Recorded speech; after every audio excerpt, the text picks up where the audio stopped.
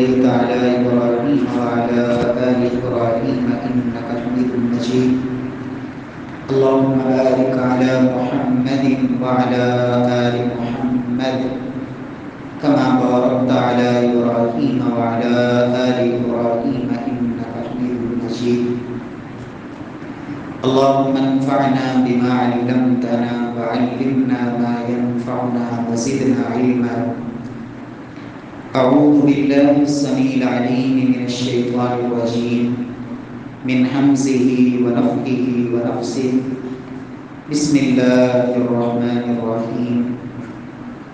يا أيها الذين آمنوا لا تقربوا الصلاة وأنتم سكارى حتى تعلموا ما تقولون ولا جنبا إلا عابري سبيل حتى تغتسلوا وإن كنتم مرضى أو على سفر أو جاء أحد منكم من الغائط أو لامستم النساء فلم تجدوا ماء فتيمموا سعيدا طيبا فامسحوا بوجوهكم وأيديكم إن الله كان عفوا غفورا.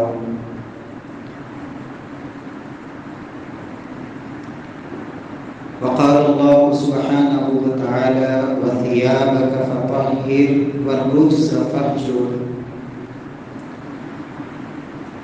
اسلام جو طہارت اور پاکیزگی کا مذہب ہے، پہلی وحی کے نزول کے بعد کچھ عرصہ وحی کا سلسلہ رک گیا اور اس کے بعد جو پہلی وحی اتری اس میں رب العالمین نے اپنے پیغمبر کو اس بات کا حکم دیا وَثِيَابَكَ فَطَهِّرْ کہ اپنے کپڑوں کو، اپنے لباس کو پاک صاف رکھیے، وَالرُّجْزَ فَاهْجُرْ اور بتوں کی پلیدگی، غلاظت اسے ترک کر دیجیے. نبی کائنات صلی اللہ علیہ وسلم نے طہارت کو نصف ایمان قرار دیا. فرمایا الطہور شطر الایمان، طہارت نصف ایمان ہے. یاد رکھیں کہ اسلام کے اس فرمان میں اور اللہ کے رسول کی اس حدیث میں طہارت جو ہے نا، جس کو نصف ایمان قرار دیا گیا، بہت جامع ہے. اسلام نے ہمیں عقائد میں بھی طہارت کا حکم دیا کہ آپ کا عقیدہ وہ شرک اور بدعت کی غلاظت سے پاک ہونا چاہیے. اسلام نے ہمیں ہماری سوچ اور فکر اس کی طہارت کا بھی حکم دیا کہ آپ کی سوچ پاکیزہ ہونی چاہیے. اخلاقیات اس کی پاکیزگی کا حکم دیا کہ آپ سچ بولیں، اچھی بات کہیں، اچھا اخلاق اپنائیں، اور جو اخلاق رذیلہ ہیں ان کو ترک کر دیں. غیبت ہے، چوری ہے، جھوٹ ہے، بہتان بازی ہے، گویا کہ یہ زبان کی طہارت ہے. اسی طرح اسلام ہمیں اس بات کا بھی حکم دیتا ہے اور اللہ کے رسول صلی اللہ علیہ وسلم کی تعلیمات سے یہ بات سمجھ آتی ہے. فرمایا کہ لوگوں اپنے گھروں کے صحنوں کو بھی صاف رکھا کرو. فرمایا دنیا کے اندر سب سے بدترین اور بدبودار صحن یہودیوں کے ہوتے ہیں. یعنی گویا کہ طہارت میں اسلام نے ہمیں یہاں تک سکھایا. اور پھر نماز سے پہلے آپ کا لباس پاک صاف ہونا چاہیے، آپ کا جسم پاک صاف ہونا چاہیے، آپ باوضو ہو. کان کی طہارت، آنکھ کی طہارت، آنکھ کی طہارت کا بھی ہمیں حکم دیا کہ آپ غیر محرم کو نہ دیکھیں، جس کو دیکھنا آپ کے لیے جائز نہیں ہے. اگر آپ دیکھیں گے تو گویا کہ آپ کی آنکھ یہ پاک نہیں رہی. آپ کے کان کے اندر وہ آوازیں نہیں جانی چاہیے جو اللہ کو پسند نہیں. اگر آپ کے کانوں میں گانے اور اس طرح کی موسیقی اور دیگر غلط آوازیں جاتی ہیں، اس کا مطلب یہ ہے کہ آپ کا کان وہ پاک صاف نہیں.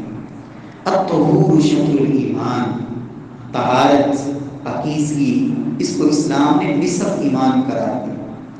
اللہ رب العزت ہمیں کما حق کو ان چیزوں پہ عمل کی توفیق نصیب فرمائے.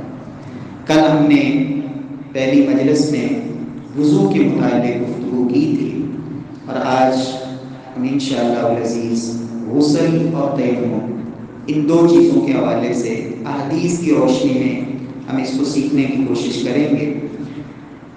رسول اللہ صلی اللہ علیہ وسلم نے طہارت کے حوالے سے خاص طور پر یہ بات بھی بیان فرمائی، بس اوقات امام ہوتا ہے نا، وہ نماز میں بھول رہا ہوتا ہے، اس کی غلطیاں آ رہی ہوتی ہیں، ہم پیچھے کھڑے ہو کے کہہ رہے ہوتے ہیں کہ لگتا ہے اس کو آج یاد نہیں ہے، حالانکہ اس میں ایک کردار مقتدیوں کا بھی ہوتا ہے۔ سنن نسائی کی روایت ہے، ایک صحابی بیان کرتے ہیں کہ نبی صلی اللہ علیہ وسلم نے صبح کی نماز پڑھائی اور آپ نے سورہ روم کی تلاوت کی، فَالْتُمِسَ عَلَيْهِ، آپ صلی اللہ علیہ وسلم پر قرات خلط ملط ہو گئی، فلما صلی، جب آپ نماز سے فارغ ہوئے نا تو آپ نے کہا ما بال اقوام یصلون معنا لا یحسنون الطهور انما یلبس علینا القرآن اولئک، یہ لوگوں کو پتہ نہیں کیا ہے، ہمارے ساتھ نماز میں شرکت کے لیے آتے ہیں لیکن اچھی طرح اپنی طہارت اور پاکیزگی کا یہ لوگ خیال نہیں کرتے، ان کی وجہ سے، ان کی گویا کہ یہ نحوست ہے ان لوگوں کی جن کی صفائی اور طہارت کا خیال نہیں رکھتے۔ فرمایا اس وجہ سے ہمارے اوپر قرات جو ہے نا وہ خلط ملط ہو جاتی ہے، یعنی اس قدر آپ اندازہ لگائیں کہ اس کا اثر صرف انسان کی اپنی ذات تک نہیں بلکہ دوسرے بھی اس سے متاثر ہوتے ہیں۔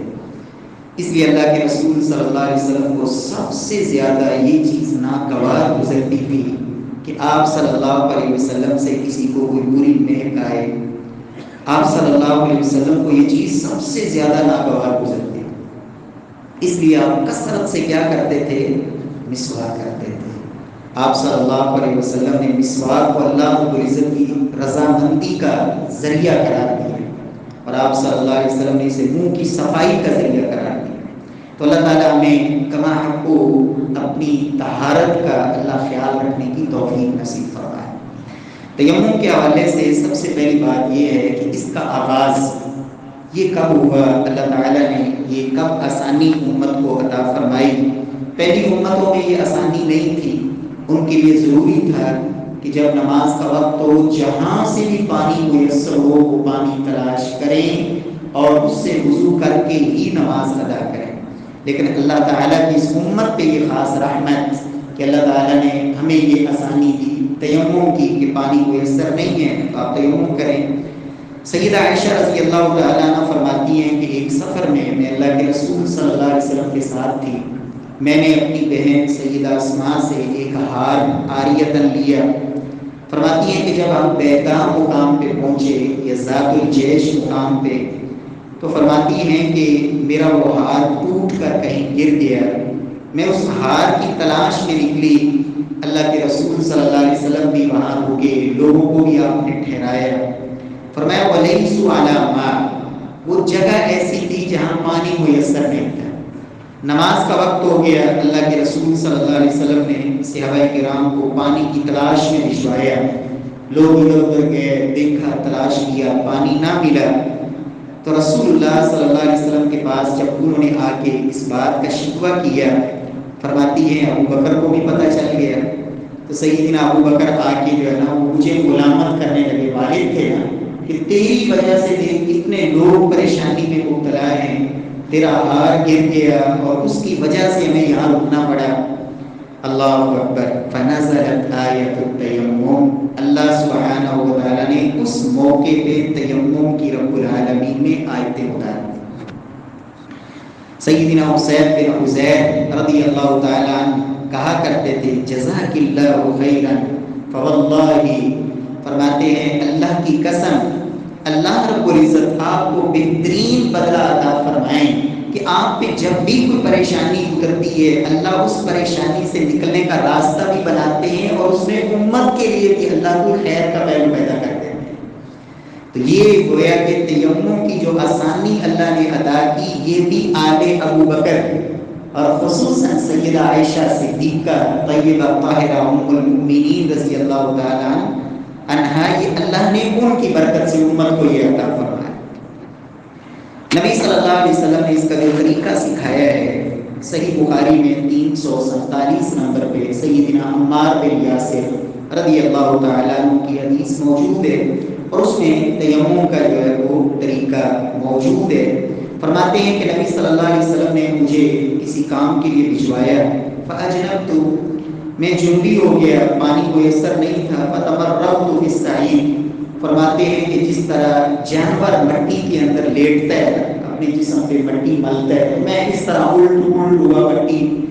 میرے ذہن میں یہ تھا کہ شاید جس طرح پانی جو ہے اس کا بدل مٹی ہے، تو پانی پورے جسم پہ لگاتے ہیں، تو مٹی بھی شاید پورے جسم پہ لگانی ہوگی۔ اب یہاں یہ بات بھی سمجھ لیں کہ دیکھیں صحابی رسول وہ بھی اپنے اجتہاد سے جب یہ کام کر رہے ہیں تو ضروری نہیں ہے کہ وہی دین بن جائے، چاہے جائے کہ کسی عام امتی کا اجتہاد جو شریعت کے خلاف ہو وہ دین بن جائے۔ نبی صلی اللہ علیہ وسلم کے پاس سیدنا عمار آئے اور آ کے آپ صلی اللہ علیہ وسلم کو پورا واقعہ سنایا، تو آپ صلی اللہ علیہ وسلم نے پھر ان کو تیمم کا طریقہ سکھایا۔ اب یہاں یہ بات میں واضح کر دینا چاہتا ہوں کہ ہمارے یہاں ہم زندگی بھر سے بہت سارے بھائی، ضروری نہیں کہ سب ایسے کرتے ہوں، لیکن جتنے یہ بھائی آپ تشریف فرما ہیں نا، اگر سب سے پوچھو نا تیمم کا طریقہ تو وہ 5-6 طریقے ضرور نکل آئیں گے، 5-6 طریقے جو ہے نا وہ ضرور جو ہے نا وہ سامنے آ جائیں گے۔ پیارے بھائیوں، نبی صلی اللہ علیہ وسلم نے جو طریقہ سکھایا بالکل آسان سا، بالکل سادہ۔ آپ صلی اللہ علیہ وسلم کیا فرماتے ہیں کہ عمار انما کان یکفیک ان تصنع ہکذا فضرب بکفیہ ضربۃ علی الارض۔ آپ صلی اللہ علیہ وسلم فرماتے ہیں کہ عمار تم ایسے کر لیتے تو تمہارے لیے کافی تھا۔ آپ نے ایک دفعہ زمین پہ ہاتھ مارا۔ کتنی دفعہ؟ اس کا مطلب یہ ہوا کہ جب آپ نے تیمم کے لیے زمین پہ مٹی پہ ہاتھ مارنا ہے تو یہ نہیں کہ 1 2 3 4 5 10 دفعہ مارے، نہیں۔ امام بخاری رحمۃ اللہ علیہ اس حدیث پر جو عنوان قائم کرتے ہیں اور اس سے جو مسئلہ اخذ کرتے ہیں، باب التیمم ضربہ، مسئلہ یہ ہے کہ تیمم میں زمین پہ ایک دفعہ ہاتھ مارنا ہے۔ کتنی دفعہ؟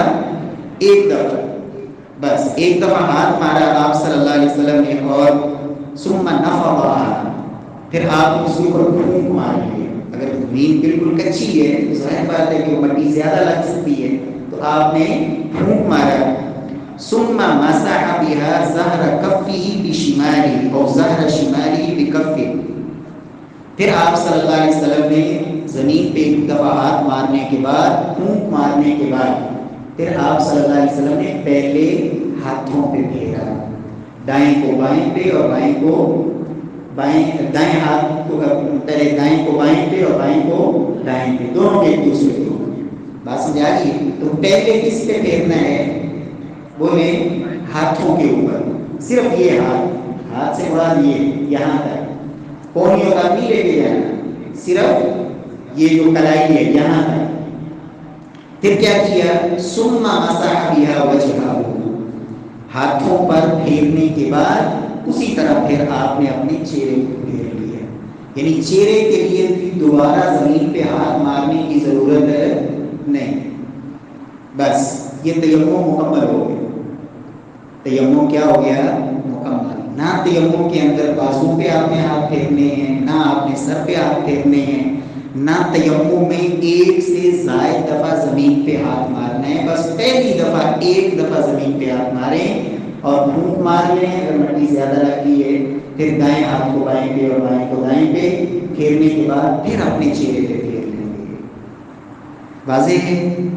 تو یہ طریقہ جو ہے رسول اللہ صلی اللہ علیہ وسلم نے سکھایا ہے سیدنا عمار بن یاسر رضی اللہ تعالیٰ عنہ کو، اور یہ صحیح بخاری میں حدیث موجود ہے۔ تیمم کس کس صورت میں کیا جا سکتا ہے؟ سب سے پہلی صورت یہ ہوتی ہے کہ جب پانی میسر نہ ہو، پانی میسر نہیں ہے۔ سیدنا ابو ذر رضی اللہ تعالیٰ عنہ کہتے ہیں کہ اللہ کے رسول صلی اللہ علیہ وسلم نے فرمایا، سنن ابی داؤد کی روایت ہے، فرمایا کہ اگر ایک مسلمان 10 سال تک بھی پانی نہ پائے، 10 سال تک بھی غسل اور وضو کے لیے پانی اسے نہ میسر ہو تو وہ تیمم کر سکتا ہے. اللہ نے اتنی آسانی دی جب پانی میسر ہے. دوسری صورت یہ ہوتی ہے کہ انسان بیمار ہے اور تیمم پانی استعمال کرنے سے اس کی بیماری جو ہے وہ بڑھ سکتی ہے یا اس کے کسی عضو کے ضائع ہونے کا خدشہ ہے, اس کی جان جانے کا خدشہ ہے, یا عضو کے ضائع ہونے کا خطرہ ہے, یا بیماری کے بڑھنے کا خطرہ ہے, یا بیمار ہے اور پانی تک اس کی رسائی نہیں, یعنی ایک شخص جو ہے پانی اس کے پاس کھڑا ہوا ہے لیکن اس سے اتنا دور ہے جہاں تک وہ خود جا کے پانی اٹھا نہیں سکتا. حسن بصری رحمہ اللہ کا ایک اور امام بخاری رحمہ اللہ نے نقل کیا ہے کہ جب ان سے پوچھا گیا کہ ایسا بیمار کہ جو اس کے پاس پانی میسر ہے لیکن وہ خود پانی تک پہنچ نہیں سکتا لیکن اور اسے پانی دینے والا بھی کوئی نہیں, تو حسن بصری رحمہ اللہ نے فرمایا یہ تیمم, وہ وہی تیمم کر کے جو ہے وہ نماز ادا کر لے گا. دوسری صورت کہ انسان اس کے اوپر غسل فرض ہو گیا, جنبی ہو گیا اور پانی نہیں ہے, تو اس صورت میں بھی جو ہے وہ تیمم کر سکتا ہے. رسول اللہ صلی اللہ علیہ وسلم ایک دفعہ سفر میں تھے, آپ صلی اللہ علیہ وسلم جب نماز سے فارغ ہوئے تو دیکھا ایک شخص پیچھے بیٹھا ہوا ہے. آپ صلی اللہ علیہ وسلم نے اسے بلایا اور پوچھا کہ تم نے نماز کیوں نہیں پڑھی؟ کہنے لگا یا رسول اللہ صلی اللہ علیہ وسلم اصابتنی جنابہ ولا ماء, میں جنبی ہو گیا اور پانی ہے نہیں. تو آپ نے فرمایا علیک بالسعی فإنہ یکفیک, یہ مٹی سے تیمم کر لیتے بس یہی تمہارے لیے کافی ہے. اور یہاں یہ مسئلہ یاد رکھیں کہ یہ جو تیمم ہے نا, آپ کے اوپر غسل فرض ہے اور پانی نہیں ہے, اس کے لیے بھی یہی تیمم کا طریقہ ہے, اور آپ نے وضو کرنا تھا صرف اور پانی نہیں ہے, اس کے لیے بھی یہی طریقہ ہے تیمم کا. یہ نہیں کہ وضو کا تیمم کچھ اور ہوتا ہے اور غسل کا تیمم کچھ اور ہوتا ہے, ایسی کوئی بات نہیں, دونوں میں ایک ہی طریقہ ہے. اسی طرح تیمم کی ایک آسانی اسلام نے اس صورت میں بھی رکھی ہے کہ اتنی شدید سردی ہے کہ پانی تو میسر ہے لیکن پانی اتنا ٹھنڈا ہے کہ انسان کی جان جا سکتی ہے. خاص طور پہ جس طرح برف باری والے جو علاقے ہوتے ہیں, انسان ایسی جگہ پہ ہے کہ جہاں پانی اتنا ٹھنڈا ہے جو خون کو جما دینے والا ہے اور پانی گرم کرنے کا بھی اس کے پاس کوئی ذریعہ نہیں ہے, تو یقیناً یہ نہیں کہ وہ نماز چھوڑ کے بیٹھ جائے گا بلکہ وہاں وہ تیمم کر سکتا ہے. اور سیدنا عمر بن عاص رضی اللہ عنہ نے ایسا ایک دفعہ کیا. وہ ایک دفعہ سفر میں تھے اور بھی صحابہ تھے ان کے ساتھ اور یہ امیر لشکر بھی تھے. یہ جنبی ہو گئے, انہوں نے تیمم کیا اور سب ساتھیوں کو نماز پڑھا دی. رسول اللہ صلی اللہ علیہ وسلم کے پاس آئے, آپ کو آ کے بتایا. اللہ کے رسول نے کہا کہ عمر تم نے نماز پڑھا دی اور تم جنبی تھے. کہا یا رسول اللہ صلی اللہ علیہ وسلم, اللہ تعالیٰ نے قرآن میں فرمایا ہے وَلَا تَقْتُلُوا أَنفُسَكُمْ إِنَّ اللَّهَ كَانَ بِكُمْ رَحِيمًا, تم اپنے ہاتھوں سے اپنے آپ کو ہلاک نہ کرو, اللہ تعالیٰ تو بڑے مہربان ہیں. تو یہ تو اپنے آپ کو ہلاک کرنے والی بات ہے نا, کتنا ٹھنڈا پانی ہو کہ انسان کی جان چلی جائے.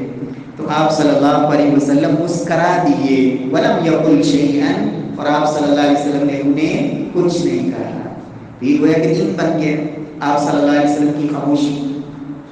اسی طرح ایک شخص زخمی ہے اور اس کی جو ہے نا زخم ایسی جگہ پہ ہے کہ جہاں اگر اس نے اس کے اوپر پانی بہایا تو اس کی جان جا سکتی ہے, تو اس صورت میں بھی جو ہے وہ تیمم کر سکتا ہے. جیسا کہ اللہ کے رسول کے دور میں ایک صحابی وہ زخمی ہو گئے, سر میں زخم تھا, پھر احتلام ہو گیا, تو انہوں نے اپنے ساتھیوں سے پوچھا کہ کیا میرے لیے کوئی تیمم کی رخصت ہے؟ تو لوگوں نے کہا نہیں, کیسے رخصت ہو سکتی ہے, پانی موجود ہے. صحابہ نے کہا کہ پانی موجود ہے اور آپ کیسے تیمم کریں گے؟ تو اس صحابی نے جو ہے وہ غسل کیا.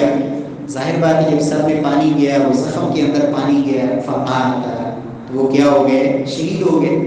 تو نبی صلی اللہ علیہ وسلم کے پاس جب یہ بات پہنچی تو آپ نے کہا قتلوہ قتلہ اللہ, یہ جو فتویٰ دینے والے تھے نا انہوں نے ہی اس کو قتل کیا ہے, قتلہ اللہ. نبی صلی اللہ علیہ وسلم نے یہ الفاظ فرمائے الا سألوا اذا لم يعلموا, جب پتہ نہیں تھا تو مسئلہ پوچھ کیوں نہیں لیا, پتہ نہیں تھا تو بغیر پتہ ہونے کے مسئلہ کیوں بتایا؟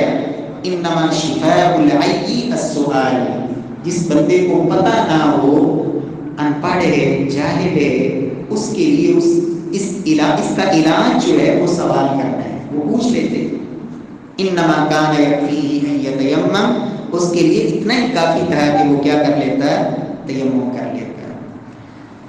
رسول اللہ صلی اللہ علیہ وسلم کی تعلیمات سے معلوم ہوتا ہے کہ اگر ایک شخص جو ہے اس نے تیمم کر کے نماز پڑھ لی، تیمم کر کے نماز پڑھ لی کیونکہ پانی نہیں تھا، ابھی نماز کا وقت باقی تھا کہ پانی مل گیا، ہو سکتا ہے نا ایسے، آپ سفر میں تھے، پانی نہیں ہے، آپ نے تیمم کر کے نماز پڑھ لی، آپ نماز کے وقت میں ہی آپ اپنے گھر پہنچ گئے اور گھر پر پانی موجود ہے، یا نماز کا وقت جب تھا اس وقت آغاز میں پانی نہیں تھا، آپ نے تلاش کی، کوشش کی، پانی نہیں ہے، آپ نے تیمم کر کے نماز پڑھ لی۔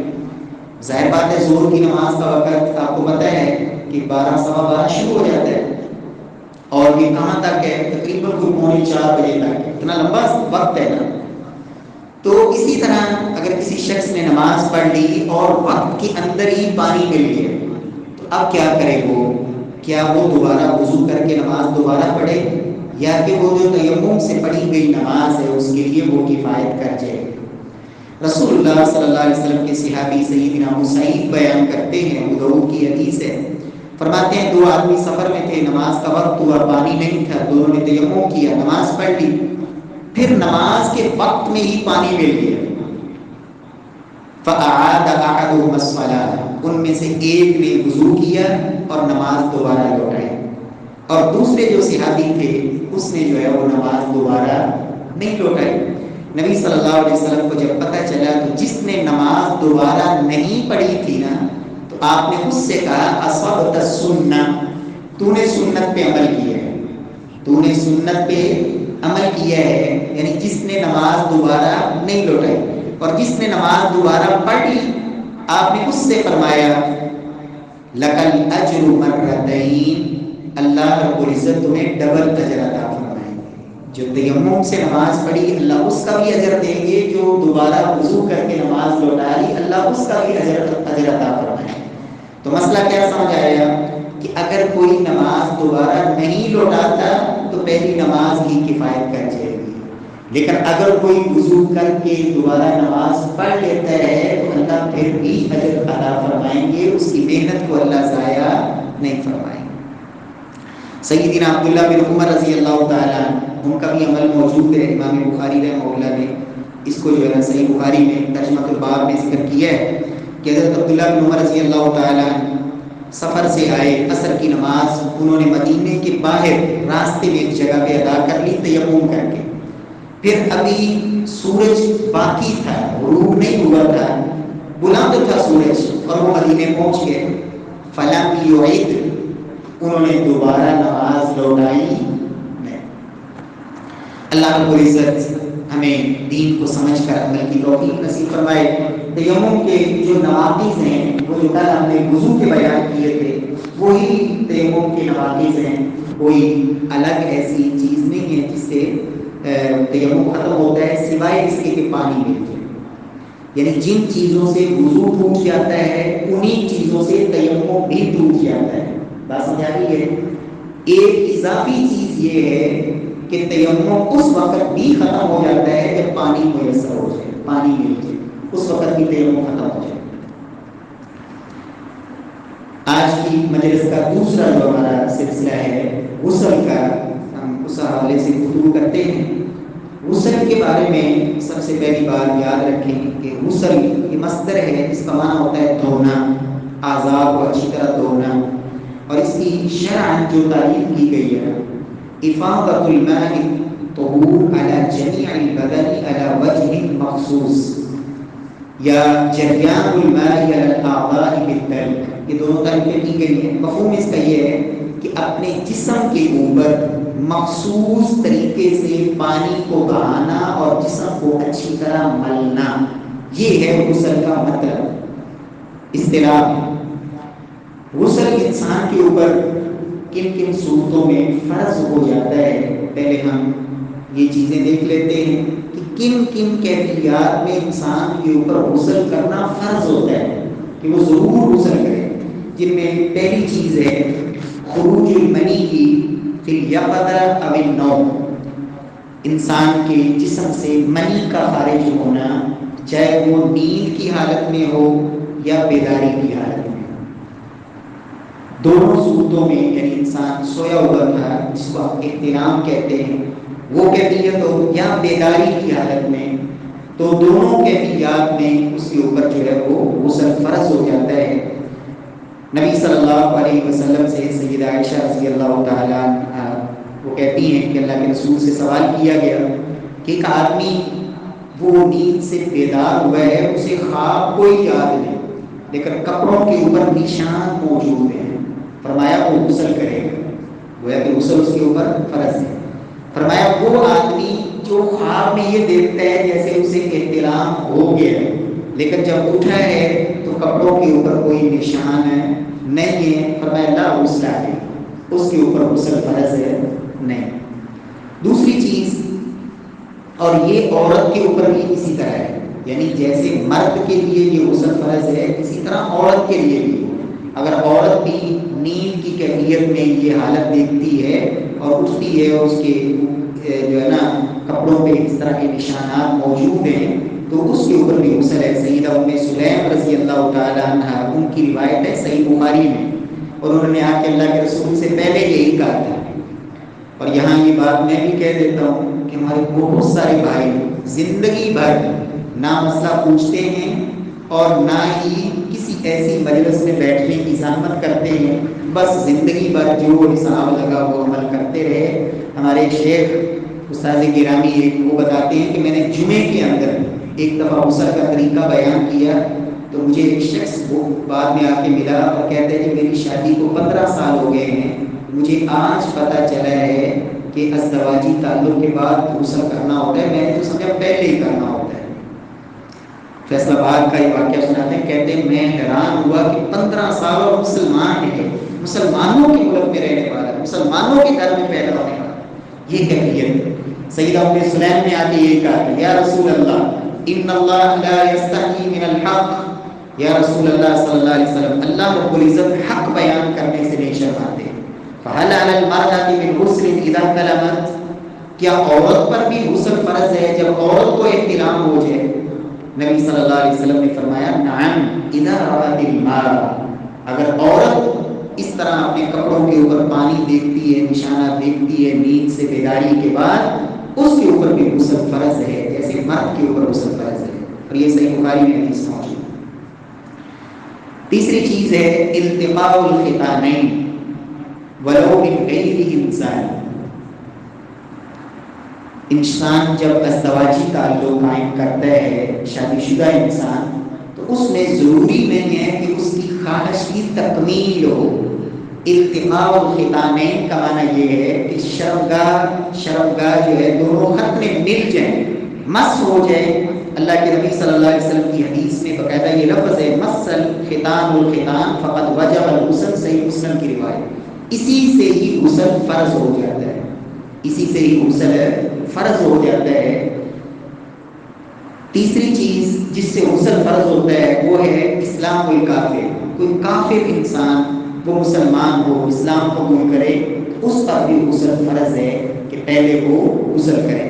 سیدنا قیس بن عاصم رضی اللہ عنہ کی روایت ہے، وہ کے اندر کہتے ہیں کہ میں مسلمان ہوا، نبی صلی اللہ علیہ وسلم نے مجھے حکم دیا کہ میں جو ہے پانی کے ساتھ اور بیری کے پتوں کے ساتھ جو ہے وہ غسل کروں۔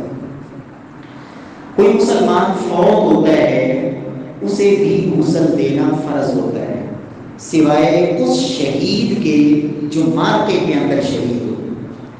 شہداء کی کئی قسمیں ہیں، امت مسلمہ کے شہداء کئی طرح کے ہوں، لیکن وہ شہید جو جنگ کے اندر کافروں سے لڑتا ہوا میدان جنگ میں شہید ہو، اس کو غسل دینا فرض نہیں ہوتا، اس کو بغیر غسل کے بھی دفن کیا جا سکتا ہے۔ لیکن اس کے علاوہ جو کوئی مسلمان فوت ہو جائے تو ورثاء لواحقین ان کے اوپر فرض ہے کہ اس مسلمان کو جو ہے وہ غسل دیا جائے۔ رسول اللہ صلی اللہ علیہ وسلم نے جب آپ کی بیٹی فوت ہوئی تھی، سیدہ ام عطیہ کہتی ہیں آپ نے ہمیں حکم دیا اغسلنها ثلاثا او خمسا او اکثر من ذلك ان رأيتن ذلك، فرمایا تم اسے 3 دفعہ 5 دفعہ یا 7 دفعہ غسل کرو، جتنی ضرورت محسوس کرو۔ میت کو کم از کم 3 دفعہ غسل دینا، 3 دفعہ 5 دفعہ یا 7 دفعہ، تو یہ میت کو غسل دینا ہے۔ اسی طرح جو غسل فرض ہوتا ہے وہ عورت پر جب وہ اپنے مخصوص ایام سے پاک ہو، جن ایام میں عورت نماز نہیں پڑھتی اس سے جب وہ پاک ہو تو اس پر غسل کرنا یہ فرض ہوتا ہے۔ اسی طرح جب کسی عورت کے یہاں اللہ تعالیٰ اس کو بیٹا یا بیٹی دے، بچے کی ولادت ہو، اس کے بعد بھی کچھ ایام تک عورت کو جو ہے وہ یہ سلسلہ ہوتا ہے خون کا، اور جب وہ خون کا سلسلہ ختم ہو اس کے بعد بھی عورت پر غسل کرنا فرض ہوتا ہے۔ یہاں 2 باتیں جو ہے نا، یہ میں شاید چونکہ آپ نے گھروں میں بھی جانا ہے اور بہت سارے احباب جو ہے وہ یقیناً صاحب اولاد بھی ہیں اور شادی شدہ بھی ہیں، خواتین کے اندر یہاں 2 مسئلے کمزوریاں ہیں، عام طور پہ پتہ نہیں ہوتا۔ ایک چیز یہ ہے کہ جب عورت کے جو مخصوص ایام ہوتے ہیں نا، جب یہ خون ختم ہو جائے نا اس کے بعد فوراً عورت پر غسل کرنا فرض ہے، اور جس نماز کا وقت ہے جس میں وہ عورت پاک ہوئی ہے وہ نماز بھی پڑھنی اس کے اوپر فرض ہوتی ہے۔ میں اس لیے کہہ رہا ہوں کہ بسا اوقات خواتین اس وجہ سے کہ جی آج ٹائم نہیں ملا، آج کا دن ایسے ہی گزر گیا ہے، غسل کا مصروفیت ہے، کام کاج ہے، 1 دن 2 دن یا آدھا دن یا 1 نماز 2 نمازیں وہ اس وجہ سے لیٹ کر بیٹھتی ہیں کہ ٹائم نہیں ملا، اور وہ نمازیں عام طور پہ وہ پڑھتی بھی ہیں اس لیے کہ غسل نہیں کیا تھا۔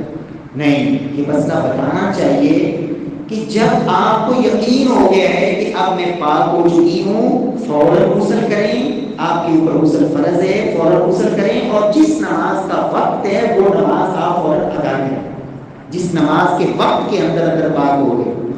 اسی طرح یہ جو بچے کی ولادت کے بعد جو خون کا سلسلہ ہوتا ہے، اس میں بھی ہمارے یہاں معاشرے میں جو ایک رائج چیز ہے نا وہ ہے کہ 40 دن، کہ عورت نے 40 دن کے بعد غسل کرنا ہے۔ میرے پیارے بھائیوں، ایسی بات نہیں ہے۔ جب بچے کی ولادت کے بعد عورت کا وہ خون رک جائے، چاہے وہ 15 دن کے بعد، چاہے 20 دن کے بعد، چاہے مہینے کے بعد، چاہے 35 دن کے بعد، چاہے 39 دن کے بعد، بات سمجھ آ گئی ہے؟ جتنے دن کے بعد جب یہ خون ختم ہو جائے گا، اسے تسلی ہو جائے، یقین ہو جائے کہ اب میں پاک ہو چکی ہوں، وہ غسل کرے گی اور اپنی نماز شروع کرے گی۔ بات سمجھ آ گئی ہے؟ تو یہ بھی جو ہے نا غسل، یہ وہ صورتیں تھیں جن میں غسل فرض ہوتا ہے۔ کچھ غسل ایسے ہیں جو مستحب ہے، وہ فرض نہیں ہے لیکن کریں تو یقیناً اس کے اللہ نے اجر رکھا ہے۔ رسول اللہ صلی اللہ علیہ وسلم نے جو آپ صلی اللہ علیہ وسلم نے صحابہ کو بتایا اور آپ کی تعلیمات سے جو معلوم ہوتا ہے، ان میں پہلے نمبر پہ ہے الاغتسال للعیدین، عیدین کے لیے غسل کرنا، یہ بھی مستحب ہے۔ اسی طرح الاغتسال بعد الافاقۃ من الاغماء، ایک انسان بے ہوش ہو گیا، غشی کا دورہ ہوا، بیماری کی وجہ سے بے ہوش ہو گیا، جب اس کو ہوش آئی ہے اس کے لیے ہوش آنے کے بعد غسل کرنا یہ باعث اجر ہے، یہ باعث اجر ہے، اور یہ بھی غسل مستحب ہے۔ تیسری صورت ہے الاغتسال للامام بالحج او العمرہ، الاغتسال للاحرام بالحج او العمرہ، انسان حج یا عمرے کا احرام باندھنا چاہتا ہے تو اس احرام سے پہلے غسل کر لینا، یہ بھی کیا ہے؟ مستحب ہے۔ غسل کرنا باعث اجر ہے لیکن فرض نہیں۔ یہ بات بھی یاد رکھیں، بسا اوقات انسان ایسی جگہ پہ ہوتا ہے جہاں غسل کے لیے جگہ ہی نہیں ہے تو وہ پریشان ہو جاتا ہے کہ میں نے تو احرام باندھنا ہے، میں نے تو غسل کرنا ہے۔ نہیں، یہ غسل فرض نہیں، مستحب ہے، کریں گے تو اجر ہے۔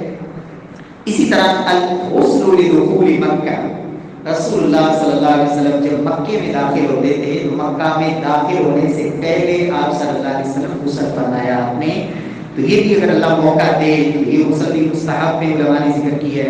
اسی طرح الغسل عند کل جماع اذا تعدد ایک انسان شادی شدہ ہے، ازدواجی تعلق قائم کرنے کے بعد دوبارہ ازدواجی تعلق قائم کرنے کے درمیان غسل کر لینا یہ بھی مستحب ہے، لیکن درمیان میں غسل کرنا یہ کوئی فرض نہیں۔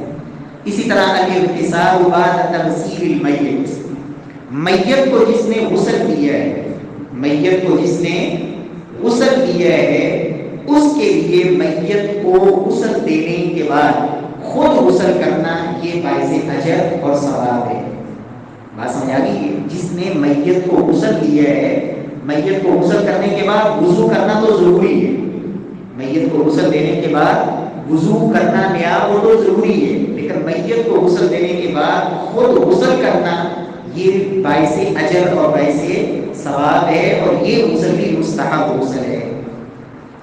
اسی طرح اغتسال المستحاضہ لکل صلاۃ او لصلاتین، میں نے کل بھی اشارہ کیا تھا کہ ایک ایسی عورت جس کو بیماری ہے اور اس کا خون رکتا ہی نہیں، خون آتا ہی رہتا ہے عام روٹین کے جو ایام ہے اس کے علاوہ بھی، تو اسے کہتے ہیں استحاضہ کا خون، اس کے لیے ہر نماز کے لیے غسل کر کے نماز پڑھنا یہ مستحب ہے، باعث اجر ہے، اور اگر وہ دونوں نمازوں کو جمع کر کے غسل کر کے پڑھے تو یہ بھی اس کے لیے مستحب ہے، لیکن اگر یہ دونوں کام نہیں کرتی یا نہیں کر سکتی تو گناہ گار نہیں ہے، ضروری نہیں ہے، ضروری اس کے لیے ہر نماز کے لیے الگ وضو ہے۔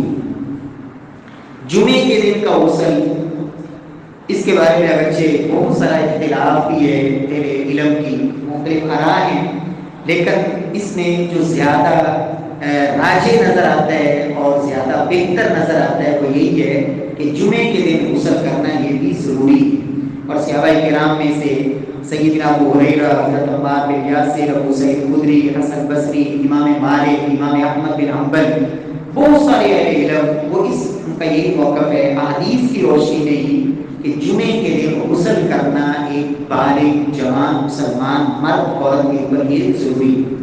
رسول اللہ صلی اللہ علیہ وسلم کا فرمان ہے حق علی کل مسلم ان یغتسل فی کل 7 ایام یوما یغسل رأسه وجسده، صحیح بخاری اور مسلم کی روایت ہے کہ ایک مسلمان کے اوپر یہ لازم ہے کہ 7 دن میں ایک دن کو ضرور غسل کرے، اور دوسری روایت میں لفظ ہے غسل یوم الجمعہ واجب علی کل محترم، یہ بھی صحیح بخاری میں ہے کہ جمعے کے دن غسل کرنا ہر بالغ مرد کے اوپر جو ہے وہ ضروری ہے۔ تو اللہ تعالیٰ ہم سب کو توفیق نصیب فرمائے کما حق کو جو سیکھ ہے اس پہ عمل کرنے کی۔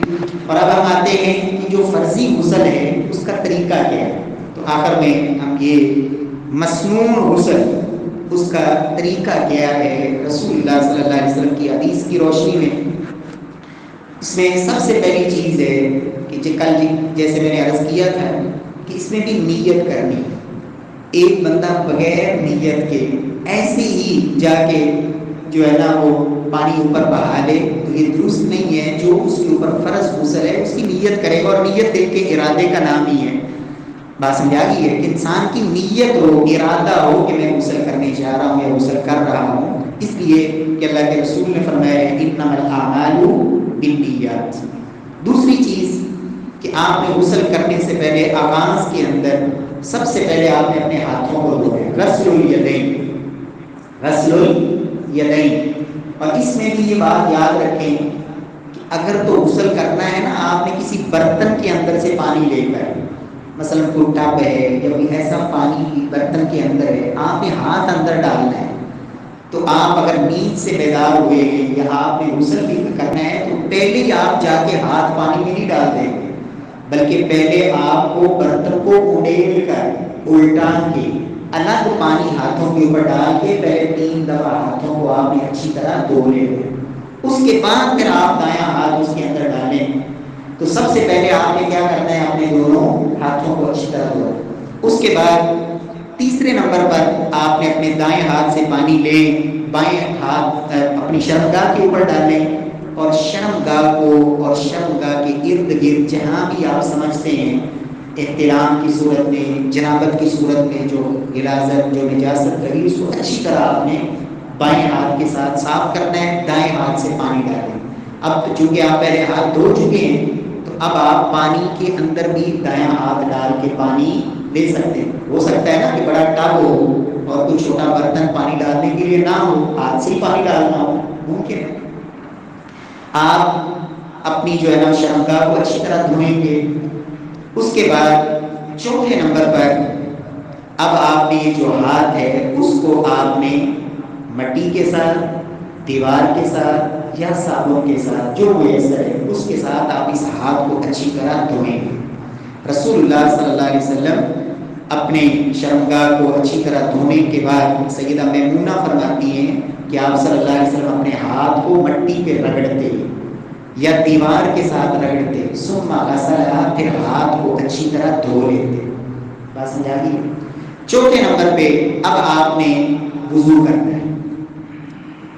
یہاں تک سمجھ آ رہی ہے؟ سب سے پہلے نیت, پھر پہلے الگ سے ہاتھوں کو دھونا ہے, اس کے بعد پھر آپ نے اپنی شرمگاہ کو دھونا ہے, پھر بائیں ہاتھ کو اچھی طرح مٹی صابن کے ساتھ دھو کر صاف کر کے اب آپ نے جو ہے وہ وضو شروع کرنا ہے.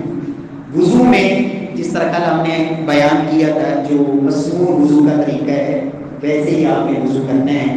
سیدہ میمونہ رضی اللہ تعالیٰ عنہ, سیدہ عائشہ رضی اللہ تعالیٰ عنہ دونوں کی حدیثوں میں یہ موجود ہے کہ نبی صلی اللہ علیہ وسلم نماز کی طرح کا وضو کرتے.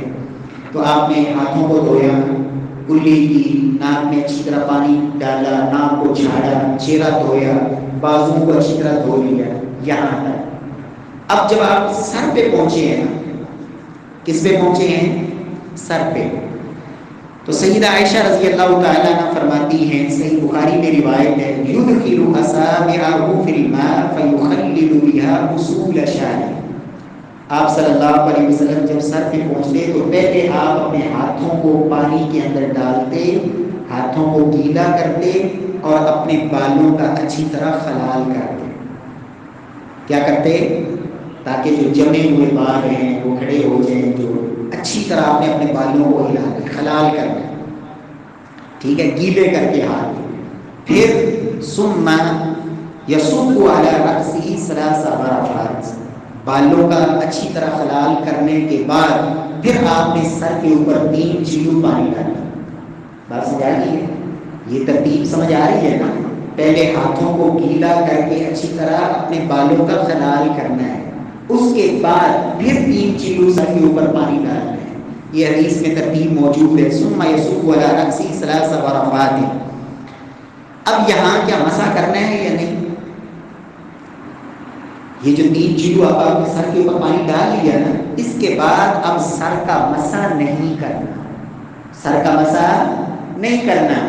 اس کی دلیل سیدنا عبداللہ بن عمر رضی اللہ تعالیٰ عنہ کی حدیث ہے سنن نسائی کے اندر, اور امام نسائی رحمہ اللہ نے باقاعدہ اس حدیث سے یہی عنوان قائم کر کے مسئلہ اخذ کیا, باب ترک مسح الرأس فی الوضوء للجنابہ. باب ہے کہ انسان اس وضو میں جو غسل جنابت سے پہلے انسان وضو کر رہا ہے اس میں سر کا مسح نہ کرنے کا بیان. غسل جنابت سے پہلے جو سر کا جو آپ نے وضو کرنا ہے اس میں سر کا مسح نہ کرنے کا بیان. تو سیدنا عبداللہ بن عمر رضی اللہ تعالیٰ عنہ کی روایت ہے, کہتے ہیں اللہ کے رسول صلی اللہ علیہ وسلم نے جب غسل کیا حتی اذا بلغ رأسہ لم یمسح, نبی صلی اللہ علیہ وسلم جب آپ غسل سے پہلے آپ نے جو وضو فرمایا اس میں جب آپ سر پہ پہنچے تو آپ نے سر کا مسح نہیں کیا, سر کا مسح نہیں کیا. فَهَكَذَا كَانَ رسول اللہ, یہ سنن نسائی میں حدیث موجود. تو اب آپ نے جو ہے نا سر کے اندر 3 چلو ڈال لیے, اس سے پہلے بالوں کا خلال بھی کر لیا. اب جو ہے آخری مرحلہ اس سے پہلے اب آپ نے پورے جسم پہ پانی ڈالنا ہے, پورے جسم پہ پانی ڈالنا ہے. حضرت عائشہ رضی اللہ تعالیٰ عنہ فرماتی ہیں ثم یفیض الماء علی جلدہ کلہ, اس کے بعد آپ اپنے پورے جسم پہ پانی بہاتے, اور اس میں بہتر یہ ہے کہ آپ پہلے دائیں طرف پانی ڈالیں پھر بائیں طرف ڈالیں, کیونکہ حضرت عائشہ رضی اللہ تعالیٰ عنہ فرماتی ہیں کہ نبی صلی اللہ علیہ وسلم دائیں جانب کو آپ پسند فرماتے تھے جوتا پہننے میں, کنگھی کرنے میں اور طہارت حاصل کرنے میں. جوتا پہنتے وقت بھی پہلے دایاں پاؤں, اسی طرح کنگھی کرتے وقت بھی دائیں جانب آپ پہلے کنگھی فرماتے، اور اسی طرح طہارت کے اندر بھی آپ دائیں جانب کو پسند فرماتے۔ اب آخر میں اب آپ نے اپنے پاؤں دھونے، آخر میں کیا دھونے ہیں؟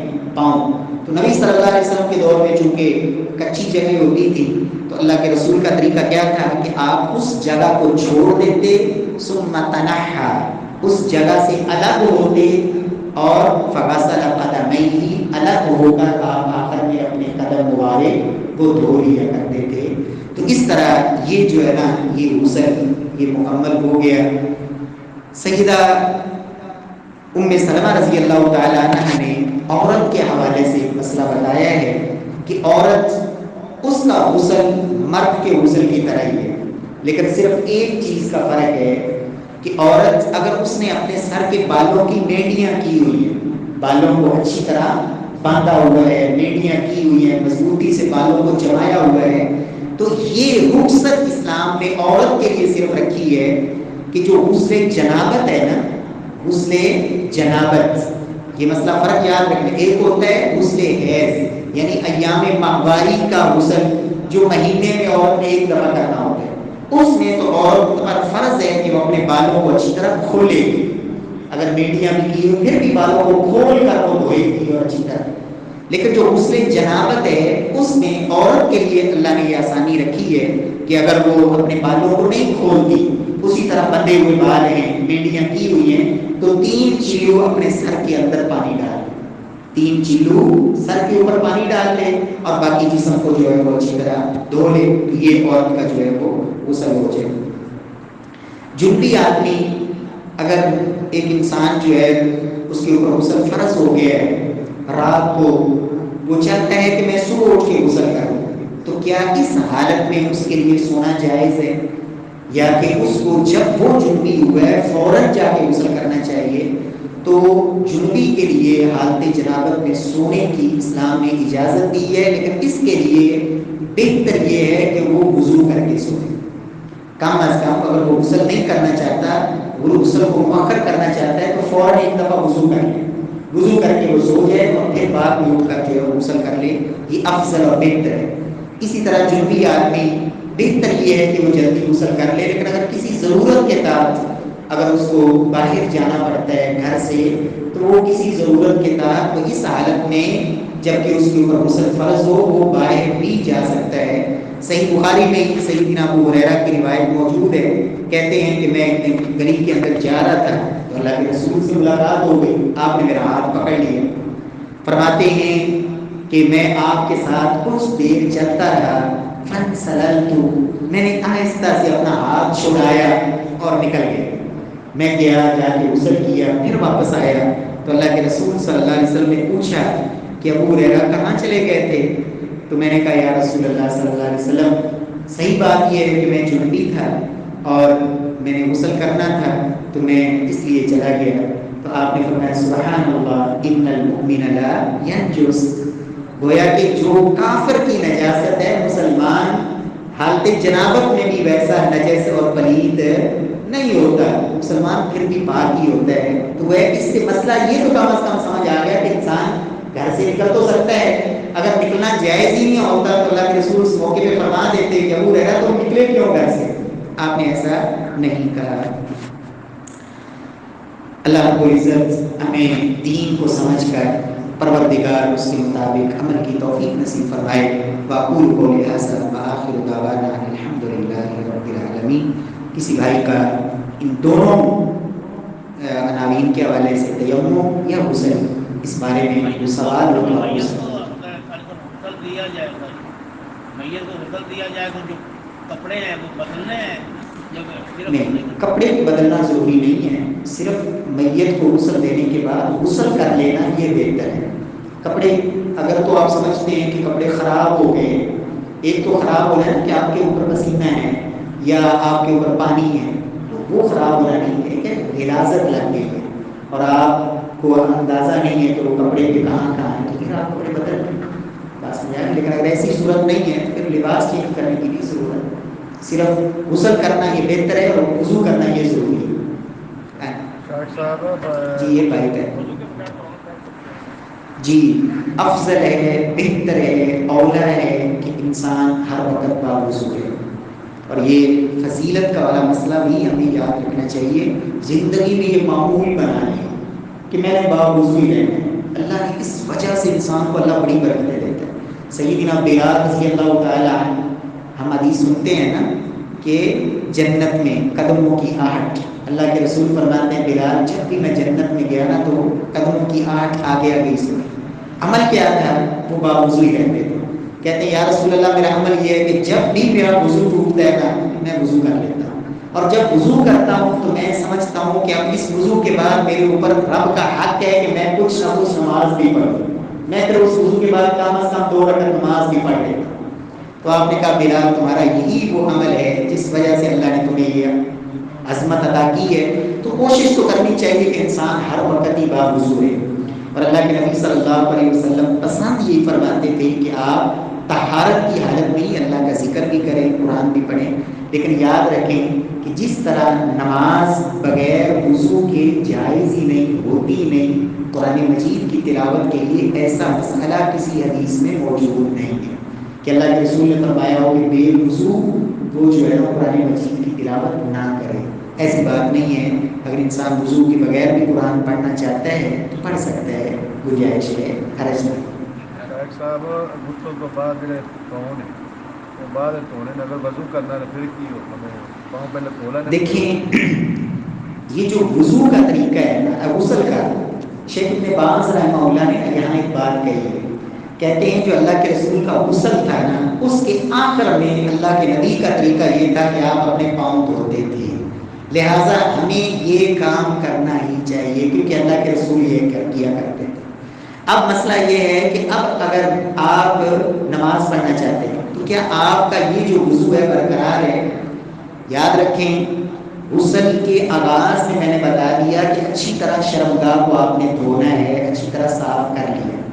اس کے بعد پھر آپ نے غسل کے دوران اگر آپ کا دوبارہ ہاتھ شرمگاہ کو نہیں لگتا تو آپ کا یہی وضو برقرار ہے، آپ کسی وضو کے ساتھ بعد میں نماز پڑھ سکتے ہیں. سیدہ عائشہ رضی اللہ تعالیٰ عنہ کی باقاعدہ حدیث موجود ہے، فرماتی ہیں اللہ کے رسول صلی اللہ علیہ وسلم غسل فرماتے وَيُصَلِّي رَكَعَتَيْنِ، غسل کے بعد آپ 2 رکعت نماز پڑھتے، اور میں نے آپ کو کبھی نہیں دیکھا کہ غسل کے بعد آپ الگ سے دوبارہ وضو کرتے، کیونکہ آپ صلی اللہ علیہ وسلم جو آغاز میں وضو فرما لیتے تو اس کو آپ اسی کو محفوظ رکھتے. تو غسل کے دوران اگر انسان کا شرمگاہ کو ہاتھ نہیں لگا تو یہ وضو برقرار ہے. لیکن اگر غسل کے دوران دوبارہ مس ہو گیا ہے تو پھر آپ کا یہ وضو تو ختم ہو گیا، لیکن غسل آپ کا ہو جائے گا. اب آپ نماز پڑھنا چاہتے ہیں تو آپ باہر آ کے آپ الگ سے پھر نیا وضو کر لیں. جی ہاں میں نے جیسے عرض کیا کہ اس دور میں چونکہ جگہ کچی ہوتی تھی، اب ہمارے یہاں چونکہ یہ ایسا مسئلہ نہیں ہوتا ہے، اور پھر جو پانی ہم استعمال کر رہے ہوتے ہیں وہ ساتھ ساتھ ہی آگے جا رہا ہوتا ہے، وہاں رکتا بھی نہیں ہے، اس لیے اسی جگہ پہ بھی دھوئے جا سکتے ہیں. حرج نہیں. جی